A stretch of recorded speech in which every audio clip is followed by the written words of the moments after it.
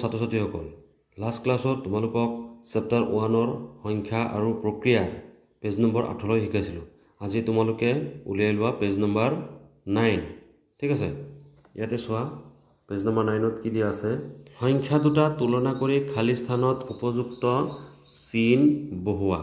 এই চিনকেইটাৰ নাম কি? এইটো চোৱা, এটা চিন, এই চিনটো হ'ল ডাঙৰ সৰু চিন, ইয়াক কোৱা হয় সৰু ডাঙৰ চিন, আৰু ইয়াক কোৱা হয় সমান চিন। ইংৰাজীত কোৱা হয় এইটোক গ্ৰেটাৰ দেন, লেছ দেন আৰু ইকুৱেল চিন। ইয়াত এ নম্বৰ কৰি দিয়া আছে। চোৱা, ইয়াতে সংখ্যা এটা দিয়া আছে, দুটা সংখ্যা দিয়া আছে। এই দুটা সংখ্যাৰ লগত কোনটো ডাঙৰ তুলনা কৰিব দিছে। ইয়াতে চোৱা, মন কৰা, ইয়াতে যিখিনি কথা দিয়া আছে মই তোমালোকক আগতেও কৈছোঁ যে কোনো সংখ্যা বা দুটা সংখ্যাৰ মাজত তুলনা কৰিবলৈ হ'লে কোনটো সংখ্যা ডাঙৰ তাক আমি কেনেকৈ বিচাৰি উলিয়াম। যে দুটা সংখ্যাৰ মাজত তুলনা কৰিব হ'লে কি কৰিব লাগে, সংখ্যাৰ সৰু ডাঙৰ তুলনা কৰোঁতে কি কৰিব লাগে। সংখ্যাৰ ডাঙৰ সৰু তুলনা কৰোঁতে স্থানীয় মান চাইহে কৰিব লাগে। প্ৰথমতে সংখ্যাটোৰ বাওঁফালৰ পৰা এটা এটাকৈ স্থান চাই যাব লাগে। একে অংক পালে পাছলৈ গৈ থাকিব লাগে। ধৰা হ'ল দুটা সংখ্যা 6251 আৰু 6235। ইহঁতৰ হাজাৰৰ ঘৰত একে অংক আছে, মানে 6 আছে। তাৰ পাছৰ শতকৰ অংক দুটাও একে আছে। চোৱা, 2 2। তাৰ পাছত দশকত অংক দুটা প্ৰথমটো 5 আৰু দ্বিতীয়টোত 3 আছে। যিহেতু 5 3তকৈ ডাঙৰ, গতিকে কি হ'ব, 6251 সংখ্যাটো 6235তকৈ ডাঙৰ, অৰ্থাৎ 6251 ডাঙৰ সৰু চিন 6235। ঠিক এনেকৈ চোৱা, প্ৰথম বাওঁফালৰ পৰা চাব দিছে। বাওঁফালত ইয়াতে আছে 3, ইয়াতে আছে 3, ইয়াতে আছে 4, গতিকে 4টো ডাঙৰ, ডাঙৰ সৰু চিন, সৰু ডাঙৰ চিন। তাৰপিছতটো চোৱা, বি নম্বৰ কি দিয়া আছে, একক দশক শতক হাজাৰ অযুত, একক দশক শতক হাজাৰ অযুত। প্ৰথম বাওঁফালৰ পৰা চাব দিছে, 1 1 একে আছে। তাৰপিছত 0 0 0 0। তাৰপিছত চোৱা, এইটোত আছে 4, এইটোত আছে 0, গতিকে 4 0তকৈ ডাঙৰ, আমি কি চিন দিব লাগিব, ডাঙৰ সৰু চিন। নেক্সট চি, এইটো চোৱা, 8 8 7 7 8 8 7 7। একদম শেষৰ অংকটো চোৱা, ইয়াত আছে 8, ইয়াত আছে 7, গতিকে 8 7তকৈ ডাঙৰ, এইটো চিন দিয়া। এনেকৈ বাকীকেইটা তোমালোকে কৰিবা। এতিয়া চোৱা, মজা এটা বস্তু দিছে, মই কোন ভাবি চাওঁ আহা। কি কৰিব দিছে, ইয়াতে কেইটামান ক্লু দিয়া আছে। তোমালোকে এইটো পঢ়ি ইয়াত সংখ্যাটো লিখিব লাগিব। মই এটা 5 অংক বিশিষ্ট সংখ্যা, সংখ্যা এটাত 5টা অংক থাকিব। মই 3 অংক বিশিষ্ট আটাইতকৈ ডাঙৰ সংখ্যাটোৰ ঠিক আগৰ সংখ্যাটো। কি কৈছে, ইয়াৰে এটা চৰ্ত হ'ল যে 3 অংক বিশিষ্ট আটাইতকৈ ডাঙৰ সংখ্যাটোৰ আগৰ সংখ্যাটো। 3 নম্বৰত কি কৈছে, অযুতৰ স্থানত থকা অংকটো, অযুতৰ স্থানত যিটো অংক থাকিব, দশক আৰু একক স্থানত থকা দুটা অংক থাকিব, সেই দুটাৰ পাৰ্থক্য, অৰ্থাৎ সেই দুটাৰ মাজত বিয়োগ কৰি যি সংখ্যা থাকিব সেইটো অযুতৰ ঘৰত থাকিব। হাজাৰৰ স্থানত থকা অংকটো হ'ল তোমালোকৰ শ্ৰেণীটো, তাৰমানে হাজাৰৰ স্থানৰ অংকটো থোৱা হ'ল, আমি কি গম পালোঁ, তোমালোকৰ শ্ৰেণী, তাৰমানে কিমান, 5, হয়নে নহয়। আৰু 5টা অংক হ'ব লাগিব। এতিয়া মই কোন চাবা, 5টা অংক আমি কি কৰিম, একক দশক শতক হাজাৰ আৰু 10,000 আছিল, হয়নে। গতিকে কি কৰিব লাগিব, প্ৰথম কৈছে 5টা অংক বিশিষ্ট, 5টা স্থান দিলোঁ। তাৰপিছত মই 3 অংক বিশিষ্ট আটাইতকৈ ডাঙৰ সংখ্যাটো ঠিক আগৰ সংখ্যাটো। আমি জানো 3 অংক বিশিষ্ট আটাইতকৈ ডাঙৰ সংখ্যাটো হ'ল 9 9 9, ইয়াৰ আগৰ সংখ্যাটো, গতিকে কিমান হ'ব, 9 9 8, হয়নে। লিখি দিয়া, 9 9 8, এইটো গ'ল, এইটো গ'ল। অযুতৰ স্থানত থকা অংকটো দশক আৰু একক স্থানত থকা সংখ্যা দুটাৰ পাৰ্থক্য। এতিয়া অযুত মানে 10,000 ঘৰত, এইটো 10,000 ঘৰটো কি বুলি কোৱা হয়, অযুত বুলি কোৱা হয়, অযুত। গতিকে এই অযুত স্থানত যিটো হ'ব সেইটো হ'ল দশক আৰু একক স্থানৰ অংক দুটাৰ পাৰ্থক্য। গতিকে 9 আৰু 8, 9ৰ পৰা 8 গ'লে কিমান, 1, গতিকে অযুত স্থানত হ'ব 1 হাজাৰৰ স্থানত থকা অংকটো হ'ল তোমাৰ শ্ৰেণীটো আমিতো পাইছোঁৱে 5 গতিকে সংখ্যাটো হ'ব এইটো কিমান হ'ব সংখ্যাটো হ'ব 15998 এইবাৰ চোৱা চিন্তা কৰি খালী ঠাইবোৰ পূৰ কৰা চিন্তা কৰি খালী ঠাইবোৰ পূৰ কৰিব দিছে এই নম্বৰ কি দিয়া আছে 95072 9ৰ স্থানীয় মান কিমান এতিয়া চোৱা ইমান সংখ্যাটো দিয়া আছে ইয়াৰ স্থানীয় মান কিমান এইটো আমি নিৰ্ণয় কৰিব লাগে একদম সহজ একক দশক শতক হাজাৰ অযুত 9 অযুত হয়নে 9 অযুত মানে কিমান একদম সহজ বুজি কৈছিলোঁ 9 তাৰপিছত কেইটা অংক আছে 1 2 3 4 1 2 3 4 বা লিখি দিলে কি হ'ব 9 অযুত বা কি কিমান হাজাৰ 90,000 এবাৰ চোৱা 4 অংক বিশিষ্ট আটাইতকৈ সৰু সংখ্যাটো আৰু আটাইতকৈ ডাঙৰ সংখ্যাটো 4 অংক বিশিষ্ট আটাইতকৈ সৰু সংখ্যাটো কিমান 3টা অংক বিশিষ্ট আটাইতকৈ ডাঙৰ সংখ্যাটোৰ লগত 1 যোগ কৰিলে 4 অংকৰ আটাইতকৈ সৰু সংখ্যাটো পোৱা যায় গতিকে তোমালোকে নিশ্চয় জানা 4 অংক বিশিষ্ট আটাইতকৈ সৰু সংখ্যাটো হ'ল এইটো আৰু আটাইতকৈ ডাঙৰ সংখ্যাটো হ'ল 9,999 ইয়াৰ লগত 1 যোগ কৰিলে 5টা অংক পাই যাবা গতিকে 4 অংকৰ আটাইতকৈ ডাঙৰ সংখ্যাটো হ'ল 9,999 আৰু সৰু অংকটো হ'ল 1000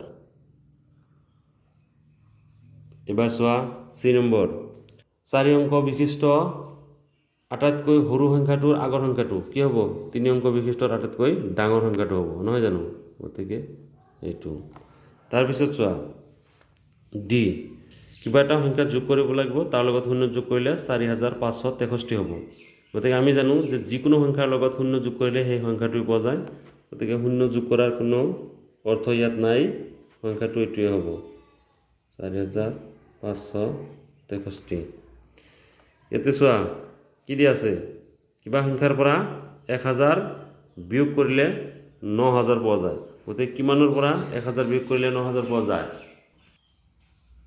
মুখে মুখে ক'ব পাৰা নাইবা অংক কৰিও আমি ক'ব পাৰোঁ ইয়াত চোৱা এই সংখ্যাটো হ'ব 10000 10000ৰ পৰা 1000 বিয়োগ কৰিলে 9000 থাকি যায় 4 অংক বিশিষ্ট আটাইতকৈ ডাঙৰ সংখ্যাটোৰ লগত 1 যোগ কৰিলে ডেছ অংক বিশিষ্ট আটাইতকৈ সৰু সংখ্যাটো পোৱা যায় একদম সহজ 4 অংক বিশিষ্ট আটাইতকৈ ডাঙৰ সংখ্যাটোৰ লগত 1 যোগ কৰিলে 5 অংক বিশিষ্ট আটাইতকৈ সৰু সংখ্যাটো পোৱা যায় গতিকে ইয়াত হ'ব 5 জানি লওঁ আহা 5 অংকৰ আটাইতকৈ ডাঙৰ সংখ্যাটোৰ লগত 1 যোগ কৰিলে 6 অংকৰ আটাইতকৈ সৰু সংখ্যাটো পোৱা যায় কৈছে নহয় আটাইতকৈ যিমানকেইটা অংকৰ ডাঙৰ সংখ্যাটো থাকে তাৰ লগত 1 যোগ কৰিলে তাৰ পিছৰ সৰু সংখ্যাটো পোৱা যায় বেছি অংক বিশিষ্ট সৰু সংখ্যাটো পোৱা যায় যেনেকৈ 5 অংক বিশিষ্ট আটাইতকৈ ডাঙৰ সংখ্যাটোৰ লগত 1 যোগ কৰিলে 6 অংকৰ আটাইতকৈ সৰু অংকটো পোৱা যায় আৰু ইয়াক 1 লাখ বুলি কোৱা হয় ইয়াতে চোৱা বৃত্তৰ বৰ্গত কি উপযুক্ত সংখ্যা বহিব চিন্তা কৰি লিখোৱা হয় মই ইয়াত এই নম্বৰটো কৰি দিম বাকি বি আৰু সি তোমালোকে কৰিবা ইয়াতে চোৱা এইখিনি দিয়া আছে চোৱা 905 305 যোগ কৰিছে যোগ কৰিলে কিমান 5 5 10 হয়নে নহয় 10ৰ 0 হাতত 1 দশক গতিকে 0 0 0 আৰু 1 দশক 1 9 আৰু 3 12 কিমান হৈছে 1210 1210 হয়নে 1202ক আমি কেনেকৈ লিখিব পাৰোঁ 1000 যোগ 210 1210 লগত কি কৰিছে এটা কৰিছে 1000 যোগ 210 এতিয়া যদি মই এনেকৈ কৰোঁ যে 12 লিখিলোঁ আৰু 10 লিখিলোঁ হ'বনে 0 1 2 1 হ'বনে নহ'ব গতিকে এইটো লিখি দিয়া 1200 আৰু হ'ল 10 হৈছে এবাৰ আৰু কেনেকৈ লিখিব পাৰা ইয়াতে মই এটা লিখি দিলোঁ এনেকৈ চোৱা মই যদি এটা লিখোঁ 8 লিখিলোঁ হয়নে যি সংখ্যাটো লিখিবা যিমান সংখ্যা আছে তাৰ পৰা যদি বিয়োগ কৰি দিয়া ওলাই যাব চোৱা 0ৰ পৰা 0 গ'লে 0 1 পৰা 0 গ'লে 1 2 নাযায় 12 পৰা 8 গ'লে 4 হয় গতিকে আমি কিমান লিখিব পাৰোঁ ইয়াতে এটা লিখিব পাৰোঁ 8 আৰু এটা লিখিব পাৰোঁ 410 এই সংখ্যাটো পোৱা যাব বাকি তোমালোকে বি আৰু সি এনেকৈ কৰি যাবা নেক্সট পেজত চোৱা স্থানীয় মানৰ তালিকাখন চাই ডাঙৰ সংখ্যাত পৰাৰ নিয়ম জানিলো আহা ইয়াতে চোৱা স্থানীয় মান অনুযায়ী আমি ডাঙৰ সংখ্যাবিলাক কেনেকৈ পঢ়িব লাগে এই চোৱা ইয়াতে কি এককৰ গোট আগতেও কৈছিলোঁ তোমালোকক শিকাইছোঁ এককৰ গোটত কি থাকে একক দশক শতক এককত থাকে এটা অংক দশকত থাকে দুটা অংক শতকত থাকে তিনিটা অংক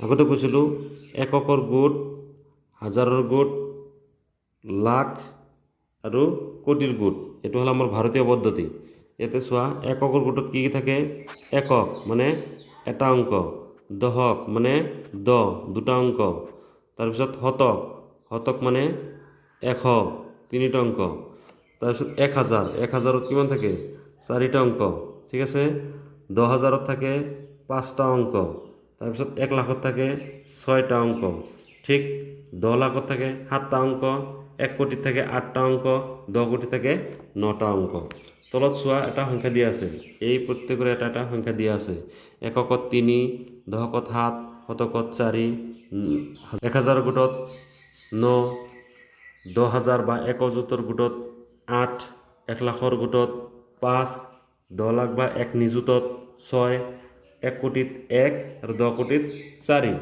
এতিয়া আমি কেনেকৈ এইবিলাক পঢ়িম বা স্থানীয় মান চাম চাবা ওপৰৰ তালিকাখনত শেষৰ শাৰীত থকা সংখ্যাটো কিমান চাও আহা তালিকাখনৰ শেষৰ শাৰীত থকা সংখ্যাটো কিমান চাও আহা চাও আমি গোটেই সংখ্যাটো কিমান পাম চাবা এককৰ গোটত থকা অংক হৈছে 473 473 গতিকে তাৰ স্থানীয় মান হ'ব কিমান হ'ব 473 এককৰ গোটৰ স্থানীয় মান কিমান হ'ব 473 ঠিক হাজাৰৰ গোটত কিমান আছে হাজাৰ গোটত আছে 8 আৰু 9 গতিকে হাজাৰ গোটত থকা অংক হৈছে 8 আৰু 9 তাৰ স্থানীয় মান হ'ব কিমান 89000 হাজাৰ গোটত আছে গতিকে হাজাৰ লাখৰ গোটত থাকিলে কি হ'ব ইমান লাখ হ'ব কি কি আছে লাখৰ গোটত 6 আৰু 5 আছে গতিকে তাৰ স্থানীয় মান হ'ব 65 লাখ কোটিৰ গোটত থকা সংখ্যা হৈছে 4 আৰু 1 গতিকে তাৰ স্থানীয় মান হ'ব 41 কোটি সংখ্যাটো হ'ব কিমান হ'ব 41 কোটি 65 লাখ 89473 এইটো চোৱা দিয়া আছে ডাঙৰ সংখ্যা এইটো সহজে পঢ়াৰ সুবিধাৰ বাবে আমি কি কৰিব লাগে হুফালৰ পৰা ক্ৰমে একদম হুফালৰ পৰা আমি কি কৰিম তিনিটা বাদ দিম তাৰ পিছত দুটা দুটা বাদ দি কমা দি যাম তেতিয়া আমি সংখ্যাটো পঢ়িব পাৰিম ইয়াত এটা দিয়া আছে চোৱা 3 7 5 9 6 3 1 0 9 এই সংখ্যাটো কি কৰিছে হুফালৰ পৰা তিনিটা অংক বাদ দি কমা দিছে তাৰ পিছত দুটা অংক বাদ দি কমা তাৰ পিছত দুটা অংক বাদ দি কমা তাৰ পিছত দুটা অংক বাদ দি কমা এইদৰে আমি লিখিব পাৰো আৰু পঢ়িব পাৰো তলৰ সংখ্যাটো চোৱা আৰু পঢ়িবলৈ চেষ্টা কৰা এইটো চোৱা এটা সংখ্যা দিয়া আছে এই সংখ্যাটো চাব দিছে আৰু পঢ়িব দিছে এতিয়া আমি ইয়াতে অংক কৰি দিয়া আছে তোমালোকে তো চাবা যদি নুবুজা মোক কবা মই কৰি দিম বুজাই দিম এতিয়া চোৱা সংখ্যাটো আমি পাম কিমান পাম কিমান দিয়া আছে 4 5 1 7 3 6 2 0 9 সংখ্যা পঢ়িবলৈ আমি কি কৰিব লাগে হুফালৰ পৰা তিনিটা ঘৰ দিলো এককৰ গোটত তাৰ পিছত দুটা ঘৰ তাৰ পিছত দুটা ঘৰ ঠিক আছে এতিয়া এইটো হল এককৰ গোট এইটো হল হাজাৰৰ গোট এইটো হল লাখৰ গোট এইটো হল কোটিৰ গোট গতিকে সংখ্যাটো কিমান হ'ব 45 কোটি মানে নহয় 45 কোটি তাৰ পিছত 17 লাখ তাৰ পিছত 36 কিমান হ'ব হাজাৰ কিমান হ'ব 209 গতিকে সংখ্যাটো হ'ব 45 কোটি 17 লাখ 36,209 পাইছা বুজি নেক্সট পেজ চোৱা সংখ্যাৰ প্ৰক্ৰিয়াসমূহ যোগ কৰোঁ আহা। আমি আগতেও যোগ কৰিছিলোঁ, এতিয়াও আকৌ কি কৰিব দিছে, যোগ কৰিব দিছে। চতুৰ্থ শ্ৰেণীত ইতিমধ্যে আমি 3টা অংশ বিশিষ্ট সংখ্যাৰ যোগ আৰু বিয়োগ অংক কৰিছোঁ। একে পদ্ধতিৰে আমি 4টা আৰু 5টা অংক বিশিষ্ট সংখ্যাৰ যোগ আৰু বিয়োগ অংক কৰিব পাৰোঁ। চতুৰ্থ শ্ৰেণীত 3টা অংক বিশিষ্ট কৰিছিলা, এতিয়া তোমালোকে কি কৰিব লাগিব, 4টা আৰু 5টা অংক বিশিষ্ট সংখ্যাৰ যোগ কৰিব লাগিব। একো নাই, একেই নিয়ম। এই চোৱা, এটা কৰি দিয়া আছে 568 আৰু 289 যোগ কৰিলে কি হয়, 568 আৰু 289 যোগ কৰিলে কিমান হ'ব, 8 আৰু 9 কিমান, 17, 17ৰ 7 আৰু 1টো দশকৰ ঘৰত 7ত, গতিকে 6, 8, 14 আৰু 1, 15, 15ৰ আকৌ 10তকৈ বেছি হৈছে, গতিকে 5, তাৰ হাতত থাকিল 1, 5, 2, 7 আৰু 1, 8। পাইছা বুজি? ঠিক এনেকৈ আমি বাকীবিলাক কৰি যাম। এটা মই কৰি দিছোঁ চাবা, 1 নম্বৰটো কৰি দিছোঁ, 6 আৰু 5 কিমান, 6, 5, 11, 10তকৈ বেছি আছে, গতিকে এই 1টো কি কৰিম, আমি ইয়াত লিখিম 1, হাতত 1 থাকি গ'ল, 2, 2, 4 আৰু 1 কিমান, 5 আৰু 3, 1, 4। এইটো সৰুটো মই কৰি দিছোঁ, আৰু এটা মই ডাঙৰ চাই কৰি দিম। 4 নম্বৰ চোৱা, 7 আৰু 6 কিমান, 13, 13ত কিমান বহিব, 3, হাতত থাকিল 1, 0 আৰু 7, 0ৰ লগত যিকোনো সংখ্যা যোগ কৰিলে সেই সংখ্যাটো পোৱা যায়, গতিকে 0 আৰু 7 যোগ কৰিলে কিমান হ'ব, 7 আৰু হাতত 1 কিমান হ'ব, 8, 0 আৰু 3, 3, 2 আৰু 2, 4। বাকী এটা তোমালোকে নিজে কৰিবা। এইবাৰ চোৱা বিয়োগ, একেদৰে বিয়োগো কৰিব পাৰা। ইয়াতে 3টা কৰি দিয়া আছে, 3টা কৰি দিয়া আছে, এইকেইটা মই নকৰোঁ। ইয়াৰে তোমালোকক মই কোনটো কৰি দিম, যিটো বেছি ডাঙৰ সেইটো কৰি দিওঁ, নহয় জানো। 6 নম্বৰটো মই কৰি দিম। ইয়াতে চোৱা, 2ৰ পৰা 9 বিয়োগ কৰিব লাগে। 2ৰ পৰা 9 কেতিয়াও বিয়োগ কৰিব নোৱাৰি, বাদ দিব নোৱাৰি। 2টাৰ পৰা 9টা বাদ দিব পাৰি জানো, নোৱাৰি। গতিকে আমি কি কৰিব লাগিব, 10 বৰ্গৰ পৰা 10 ধাৰ কৰিব লাগিব। ধাৰ কৰিলে কিমান হ'ব, 12, 12ৰ পৰা 9 গ'লে কিমান, 3, ইয়াতে 10 লৈ গ'লোঁ, গতিকে 7টা 10 আছিল, ইয়াতে থাকিল 6টা 10, 6ৰ পৰা 2টা 10 গ'লে কিমান হ'ব, 4। তাৰপিছত 2ৰ পৰা 7, আকৌ 2ৰ পৰা 7 নাযায়, একে পদ্ধতি, 10 ধাৰ কৰা, 12, 12ৰ পৰা 7 গ'লে 5, ইয়াতে থাকিল 5টা, গতিকে 5ৰ পৰা 5 গ'লে 0, আৰু 2ৰ পৰা 1 গ'লে 1। সংখ্যাটো হ'ল এইটো। বাকীবিলাক তোমালোকে নিজে কৰিবা। চিন্তা কৰি কি হ'ব উলিওৱা। ইয়াতে চোৱা, এই নম্বৰ চোৱা, 3217, 9673, ঠিক আছে। এই সংখ্যা দুটা যোগ কৰি কিমান পাইছে, 12890। ঠিক এই সংখ্যা দুটা যোগ কৰি যিটো যোগফল পোৱা যায়, সেই যোগফলটোৰ পৰা ইয়াৰ যিকোনো এটা বিয়োগ কৰি দিয়া, তাৰ পৰৱৰ্তী সংখ্যাটো পোৱা যাব। যেনেকৈ চোৱা, 12890 পৰা যদি 9663 বিয়োগ কৰিব দিছে, বিয়োগ কৰিলে কি পোৱা যাব, একদম চকুমুদি কৈ দিব পাৰিম, যিটো আনটো সংখ্যা আছিল সেই সংখ্যাটো। গতিকে ইয়াত হ'ব 3217। অংকটো মই কৰি দিছোঁ চাবা, এইটো আমাক কৰিব দিছে, বাহিৰ কৰিব দিছে।